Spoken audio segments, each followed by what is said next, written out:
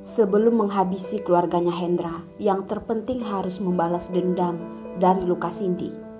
Dion tidak tahu siapa yang melakukannya, namun dia sangat jelas. Orang keluarga Elsa, satu pun tidak akan lolos. Hendra dengan cepat menyuruh orang menahan Jordi di klub. Dia sedang bersama dengan segerombolan temannya, sedang bermain perempuan. Apakah kalian pernah menggunakan pistol? Jordi sangat senang dan tidak bisa bertahan untuk tidak memamerkan dengan temannya. Beberapa hari yang lalu, kakakku mendapatkan pistol, menyuruhku untuk melukai seorang perempuan. Rasa itu, pria yang tidak menggunakan pistol tidak ada nyali, tahu? Jordi dengan senang mengangkat kelas. Temannya pun tidak berhenti menyetujui perkataannya. Sebenarnya mereka juga tidak percaya, walaupun keluarga Jordi kaya, juga tidak akan dengan mudah mendapatkan pistol. Ini sudah berlebihan. Hendra kebetulan mendengarkan ucapan Jordi pun mengecilkan matanya. Dia pun menarik Jordi dari kerumunan dan berkata, "Apa yang kamu katakan?" Jordi juga tidak mau mengaku salah. Lampu yang sedikit gelap tidak melihat dengan jelas, dia pun menjerit. "Siapa kamu berani berkata begitu padaku? Hati-hati, aku akan menembakmu." Hendra pun menahan Jordi. "Hari ini aku datang untuk memukulmu." Hendra pun melambaikan tangannya memanggil bawahannya. "Pukul dia sampai mati." Temannya mana mungkin pernah melihat ini, apalagi Hendra yang tidak sembarangan. Siapapun dia sudah tahu, mereka semua pun akhirnya lari.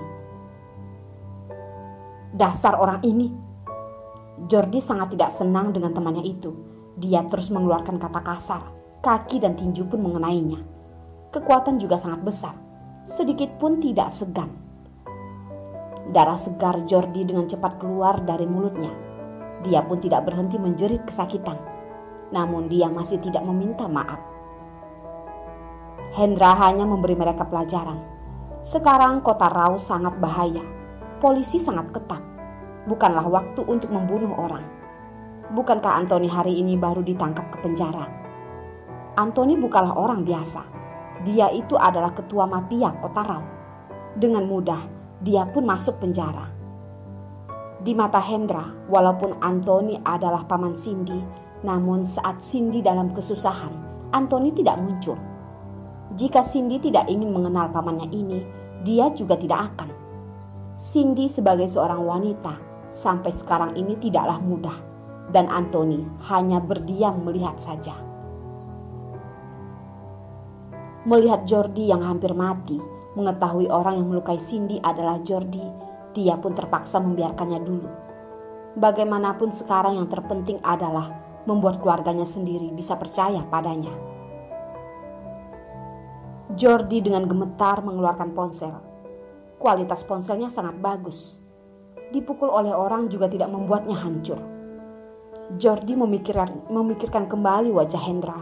Dengan cepat dia menyadari kalau itu adalah Hendra, orang yang selalu mengikuti Cindy. "Halo, Kak, cepat datang tolong aku. Hendra menyuruh orang untuk memukulku." Jordi berusaha meminta pertolongan. Elsa yang mendengar adik kesayangannya terluka pun sangat tidak tega. Dia pun langsung menyuruh supir untuk membawa Jordi, sambil menelpon Jenny untuk memberitahu semuanya ini. "Kami sudah membantu Hendra, dia malah memukul adikku. Nona Jenny, aku pikir kamu harus memikirkan dengan siapa kamu bekerja sama." Jenny sangat heran. Dia baru saja membuat Anthony masuk penjara. Bagaimana rencananya ini masih tidak bisa membuat Hendra membawa Cindy pergi? Masalah yang tidak beres lebih banyak dari yang tidak beres. "Hendra, sebenarnya apa yang kamu lakukan?" Jenny sangat marah. Mengapa dia memilih sekutu yang begitu bodoh? "Aku yang ingin bertanya padamu. Orang suruhanmu hampir membunuh Cindy. Bagaimana menyelesaikan masalah ini?" Ucap Hendra. Dia sama sekali tidak takut pada Jenny. Semua rencana Jenny, apakah dirinya tidak jelas?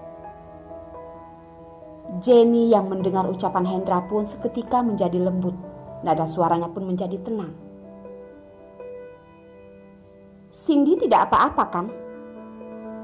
Hendra juga tahu ini bukanlah saatnya untuk membongkar segalanya. Walaupun dia sangat tidak puas. Dia pun berkata, sekarang Cindy sedang diobati di rumah keluarga Dion. Hendra dari awal sudah menyogok dokter dan juga tidak takut jika Jenny melacaknya. Jadi dia bicara dengan begitu percaya diri. Jenny pun merasa ada yang salah. Mengapa Cindy bisa pulang ke sana? Seharusnya Hendra menghalanginya. Bagaimanapun keamanan di rumah keluarga Dion itu lebih baik. Walaupun dirinya juga tidak bisa masuk.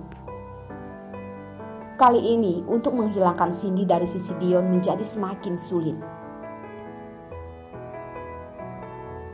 Adi, kamu pergi mengecek rumah sakit di mana Cindy pergi. Lacak apa yang sudah terjadi. Jenny merasa ada yang salah. Bawahannya sangat cepat melacaknya. Sekitar 15 menit. Teleponnya pun berdering.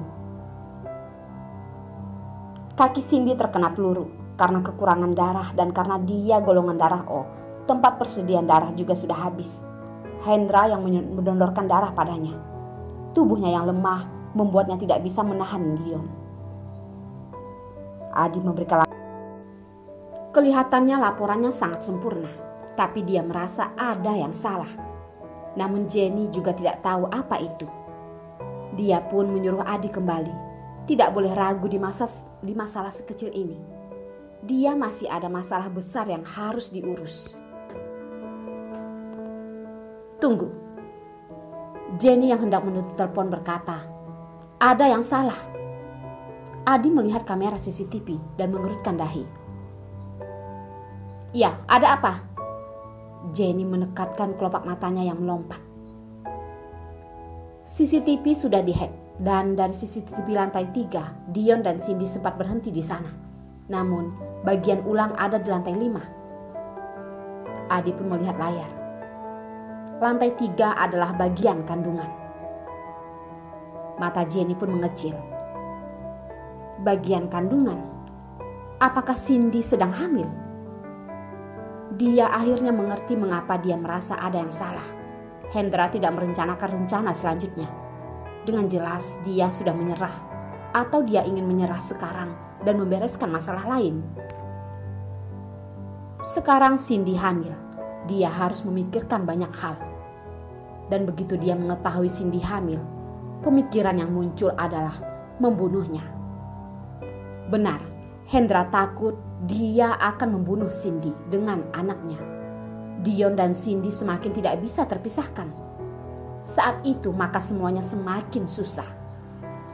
Namun Hendra malah memutuskan untuk menerima keluarganya dan menjadi penerus keluarga Chu. Jika semuanya sudah terwujud, dia juga tidak bisa membantahnya lagi. Jenny melihat pemandangan malam di luar jendela. Kekuasaan kota Rao sangatlah kacau.